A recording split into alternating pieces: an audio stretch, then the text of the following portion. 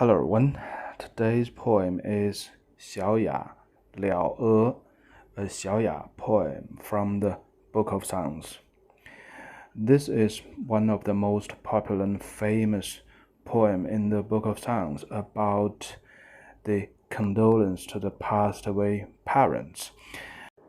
The relationship between parents and children is one of the very, very fundamental and core values for the Zhou people, which is the ordering. So the whole society will be classified per the ordering, the senior people, the junior people. So there's many relationships in this build up, like the king will dominate the high-ranking officers in the central government. The parents will dominate the children, their children, and the husband will dominate his wife. So this is the social order, and the big country, the whole society was built upon that social order and wrapped with the family relationships. So the relationship between the parents and the children has two basic core values for the Zhou people. One is the ordering, the other is the family value. Quite a few poems in the Book of Songs wrote about this subject, the condolence to the passed away parent, the worry, the careness to their parents.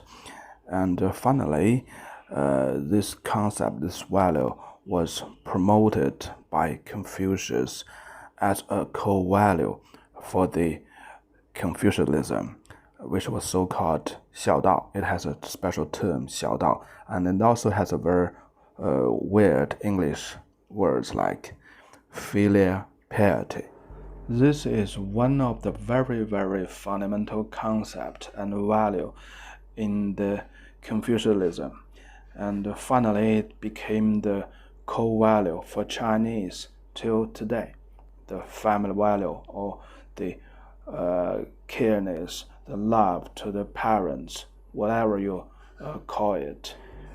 The title was normally explained as two types of grass, and the character of that grass represents the meaning in this poem. But actually, I have a totally different explanation or new idea on that. Let's see. Okay, the first sentence. 蓼蓼者莪，匪莪伊蒿.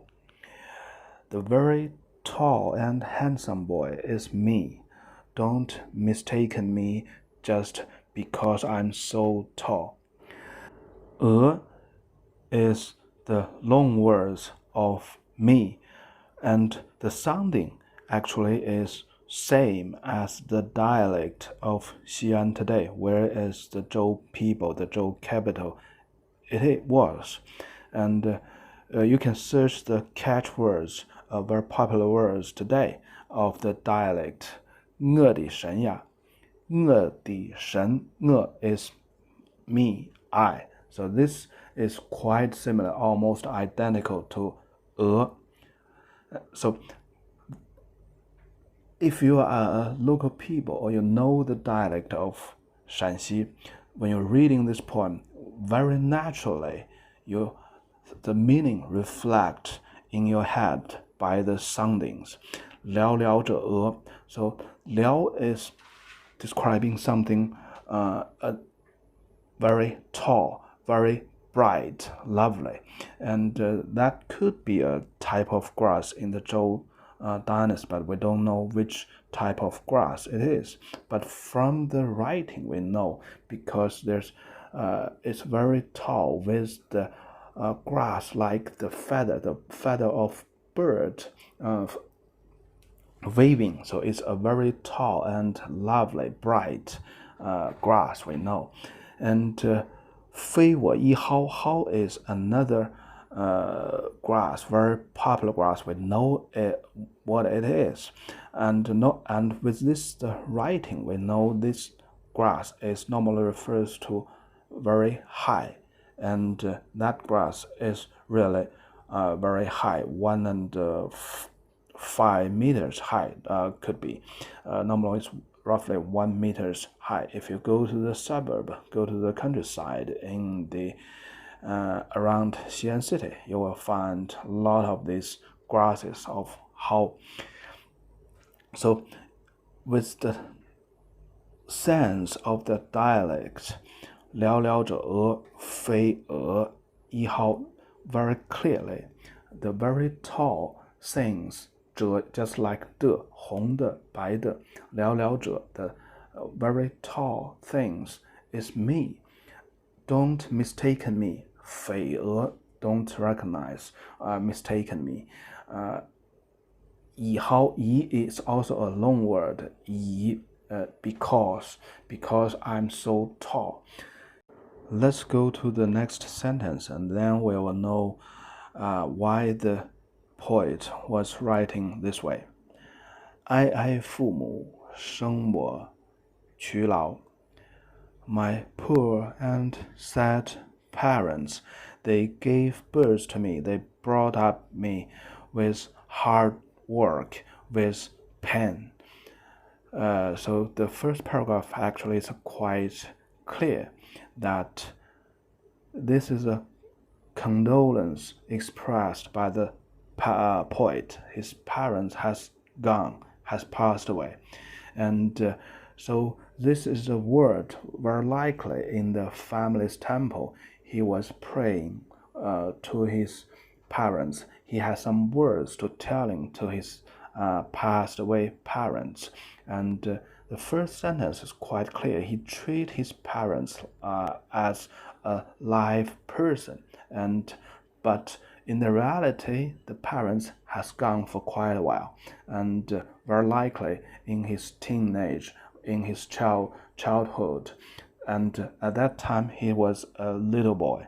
So, but when he write this poem, he's an adult already. He's a very tall and handsome boy. So that's he called himself 蓼蓼者莪. I'm the tall and handsome boy, and don't mistaken me as that little boy when you pass away, just because I'm so high. Because so many years passed, I grown up. I'm a tall and handsome boy now. So basically, if you understand or you know the dialect of Xi'an, this poem is quite a very easy and simple poem. But this is wrong explained so many years through the history. One of the Han scholars, he wrote a book which so-called as 蓼蓼. This is a very famous book, and he expressed this sentence as 莪以寥寥长大，貌视之以为非莪，反谓之蒿. He basically made this sentence explained very well, but he didn't tell us it's not plant. It's a long word. It's with the same sound that I. So the is I. So he used all the characters not referring to the grass, but himself, a human being. The other two characters, which in the surface referring to a grass, 了 and 蒿, basically it's also a long word which referring should be treated as an adjective to describe something very tall. The second paragraph is quite similar. 蓼蓼者莪，匪莪伊蔚. The very tall and handsome man is me. Don't mistaken me just because I dressed as a gentleman, as a noble person. The character Wei refers to a type of grass we don't know today. But from the radical of it, we know it also has the meaning that something with very fine style, with very fine textile. And in this poem, it refers to that this boy was very well dressed up with fine decorations, and his dead parents mistaken him as another person, because when his parents has gone, he was a little boy. He has the dress code for a little boy, and now he's an adult. He was a noble person for sure. All the poems are in the Xiaoya is written by the noble person, and also a Zhou people, a true Zhou people, and he has a he should be well dressed up per the code of conduct of the Zhou dynasty. So the second paragraph basically is reconfirm and repeating the first paragraph, and made the sadness much more deeper and make the situation more vividly. The boy was not only quite tall and strong, and he is a very fine gentleman today. Okay, the third paragraph. 瓶之罄兮，维罍之耻。The vase was empty of water, was empty of wine. That's the shame of that jar. 罍 is jar, a big storage vessel, store the wine, store the water. And 瓶 is a small vessel to make the offering in the family's temple. So when they make the praying to their passed away parents, to their ancestors, they offer meat, they offer wine, they offer veggies, and the vase, the ping, is the vessel to use to make the offering.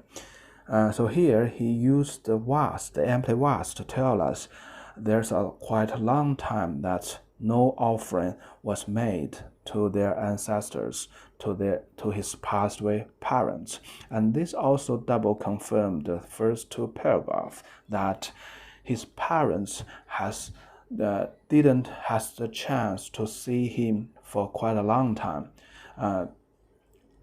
Though whenever this poet has the chance to visit the family temple in the man's side of a Zhou people, their passed away parents will see him. They can see each other.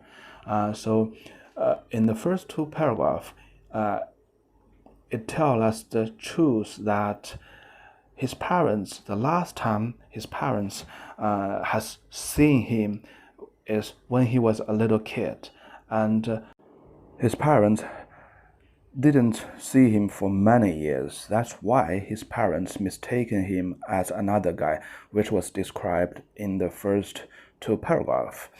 And in the third paragraph, the offering was empty, which was represented by the empty vase, which tell us that this family, or the descendants of this family, of the parents, didn't make their offering to the dead parents for quite a long time. This is the duty for the new lord of this family, which was represented by the jar. 鲜民之生，不如死之久矣。I'm the only person still lives. I would rather to die a long time ago. So this poet is the only descendant, the only son of this family. And this also tells us the shame is for the poet himself, because he didn't do his duty to make the offering. So far, we know the status quo quite well. The poet has lost his parents for quite a long time, and he didn't have a chance to make his offering, to pray for his parents in the family's temple for quite a long time, and thus the vase was empty. And this is a very, very critical issue for the Zhou people, because they treat the dead as the people who are still alive. And a person should have eat every day. And also the Zhou people, they offer the food, the wine, to their ancestors, to their passed away parents, frequently, very frequently. And thus their passed away parents can still have their food in the heaven, and thus make their living in the heaven. So the dead should have their food, have their dinner as well as alive people. And we don't know for what reason this poet has left the home for quite a long time, for a war, for some other duty in the central government. He left this home for quite a long time, and he was the only son in this family. It tells us very clearly, 鲜民之生, I was the only person still alive. And so he holds the full responsibilities to make the offering, to make the sacrifice in his family temple to his parents frequently. Anyhow, he failed his duty. This is a very, very fundamental, most core value for the Zhou people, and he failed. And that's why he said this is the shame of himself, and he wanted to die a long, long time ago before he failed his responsibility. Okay, the fourth paragraph. 无父何怙，无母何恃. Without parents, who could I rely on? The character hu and shi refers to the passed away father and passed away mother, respectively. And finally, it becomes an alternative term for the dead parents. And there is also a very popular saying, 失孤失世, which means lost father, lost mother. 出则贤婿，入则蘼贽. When I go out of my house, I have a huge sadness, weariness in my feelings, in my heart. When I came back to my house, nobody come and welcome me. And here actually, I think is a very, very vivid description. 贤婿. 贤 is to hold something in the mouth. 序 is the offering, actually. If we look into the very original form of this character 序, is something in a big jar, in a bronze jar. That's the offering. That's a very typical picture of the offering. And so this is also a tradition that when you make the offering to your father, and finally after the whole ceremony, those meat, those should be divided among the most intimacy relatives, and that's also a bless from the parents to the sons to the relatives. So here is quite a vivid picture. Is before he went out, he should tell his parents. So he went to the family's temple, pray to his passed away parents, and make all the ceremony, make the offering to his parents, ancestors. When he finished the whole process, he can go out to do some of his duties, to do some of the job outside. He hold that meat, the offering, in his mouth, and just feel that sense. And the normal explanation to this word, 闲谑, is to have some of the sadness in his heart.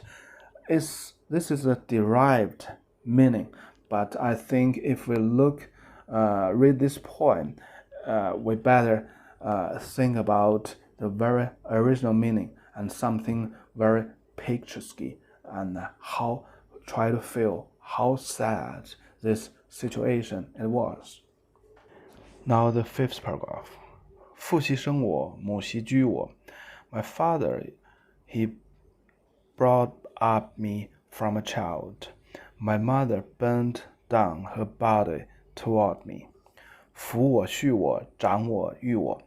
They touched me softly. They brought up me always. So basically, this paragraph is telling the same thing. The parents brought up this child, take care of the child very, very carefully. 畜 is to feed, to brought up a kid from the bottom up, and 育 is to brought up a kid from the up downward. So 畜 in another meaning, 畜 means to stack up something, and 育 means to water, to feed the small animals or the crops from the up down to downward. So they all means brought up, but with all kinds of parallel or metaphor to different creatures or crops. This type of writing is quite confirmative. It's a quiet way of writing to express strong feelings. In this poem, it's still not enough, so the poet continued this type of writing in the next paragraph. 故我父我出入父我. My parents always turn around, look at me. They always reply to my request, to my questions. When they go out or come back to home, they always embrace me. 故 means turn around, look at. So this means their parents always put their focus on this kid, on the poet.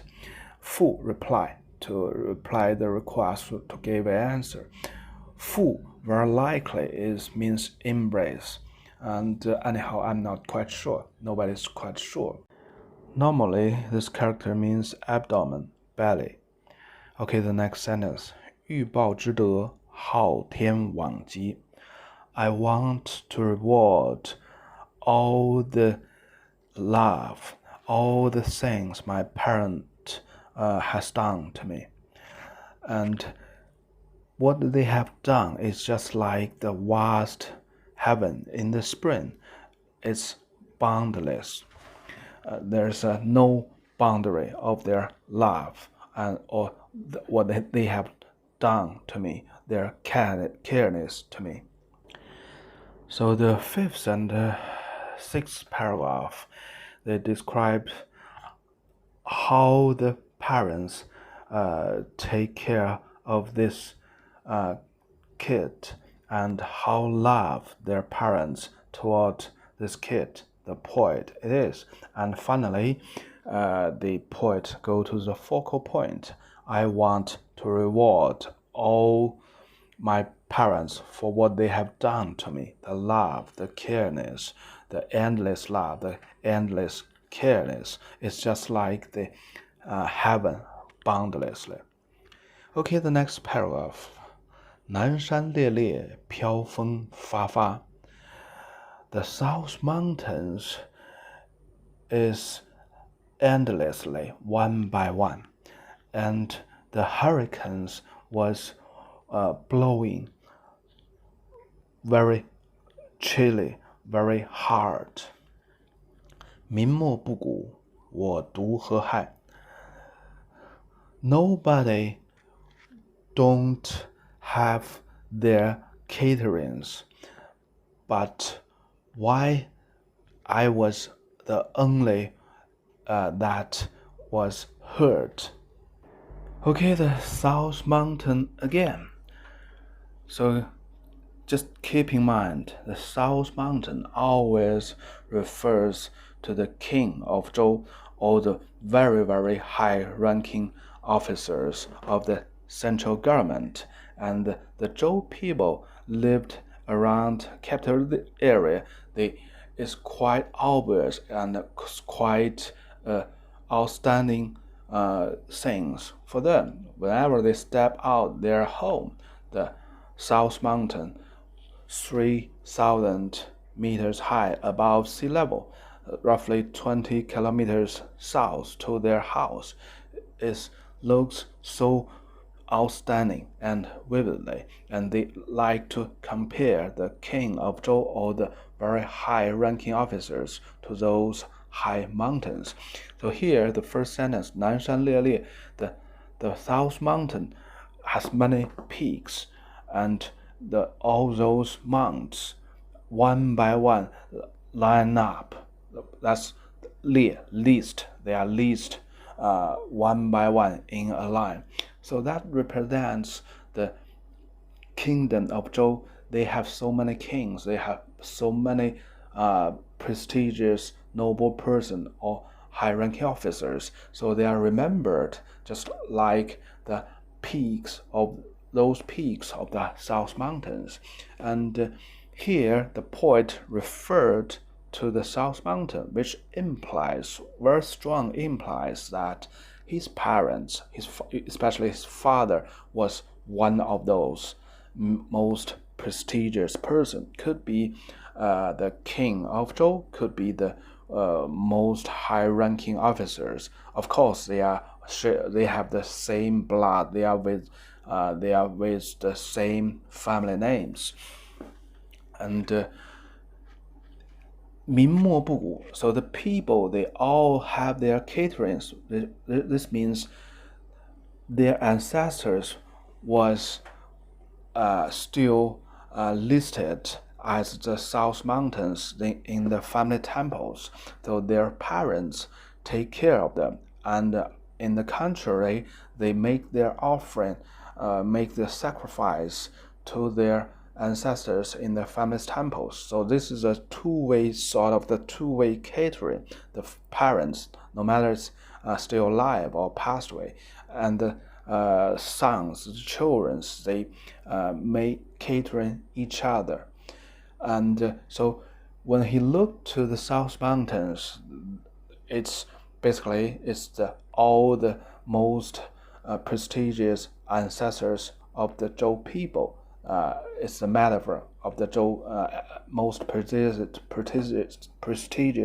Zhou people, and they are outstanding there. So they are admired, they are prayed for, and they are offered with all the sacrifice by their descendants, by the living people. But the poet, he was so hurt. He was the only one so hurt. So this gave a very, very strong implication that he's different. His parents was not listed as those outstanding South Mountains. In the reality, very likely his parents was not listed in the family's temple. Okay, let's go to the next paragraph to see if my guesswork is correct or not. 南风绿绿，飘风拂拂. The South Mountain, the peaks, they line up very regularly. 绿绿 means the law very regularly. So this also is an implication that the society of the Zhou dynasty is well managed and in a very good order. People know his own position, his level in this society very clearly. 飘风发发, the hurricane blows very strong and chilly. 民莫不古，我独不足. Nobody or all the people, they had their catering, but I was the only one that cannot complete this final task, this most important task of life, because this is the core value for the Zhou people. The children, when they grow up, they should cater their parents, no matter their parents still alive in a very senior age or they passed away, they are listed in the family's temple. They should cater their their parents. And on the other hand, the parents will always catering their child, no matter the child is a kid or even the parents passed away. They are listed in the family. In the man's side of the Zhou people, it's the all the fortune, all the assets, all the deeds achieved by their son is the gifts from the parents, from the passed away parents. So that's the basically is why they take care so much about catering each other. Now let's ramp up the whole poem. The whole poem is just like a movie, or it's sort of the very vivid scenario that the poet was in the family's temple. He was crying out loud, and all the poem, the whole poem is the feelings, is the words.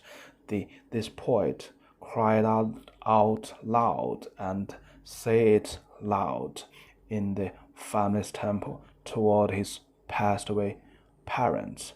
And for some reason, this poet was not in the home. He was the only son, and thus his parents didn't have the offering, didn't have the sacrifice, didn't have the prey from his descendants, from his children, and which means that's the very, very big things for the Zhou people. It's almost the most severe guilty for the Zhou people. Don't cater their parents for quite a long time. And that's also why the poet said, I would rather die a long, long time ago, in the middle of this poem.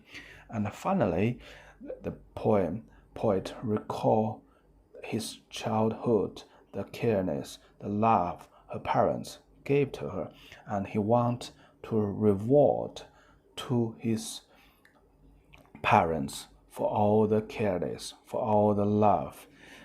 Anyhow, the last two paragraphs tell us there's no possible way for him to make the catering to his parents anymore. There's some reason, but nobody has any idea. Maybe the poet is dying quite soon. So even he finally managed his way back to his home, he has the chance to make the offering to catering his passed away parents. Anyhow, he's dying, or maybe his parents has something has done something wrong, was not listed in the family's temple. So even he is still okay. He has still a long way to go for his rest of life. But for the rest of his life, because his parents was not listed in the family's temple, he cannot make his offering to his parents. And in the other way around, he was not blessed by his parents. He